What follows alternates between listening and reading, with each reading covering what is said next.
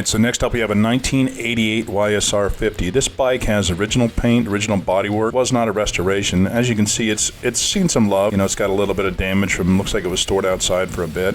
It's got a few more miles on it, but again, this is original paint, original bodywork. To me, this is actually a little bit cooler than the restored one we saw. The bike has some odd features on it. As you can see, it's got the aftermarket turn signals. I would rather see the stock blinkers on this, but that's okay. It's got an aftermarket exhaust and a little expansion chamber on there with the twin stingers.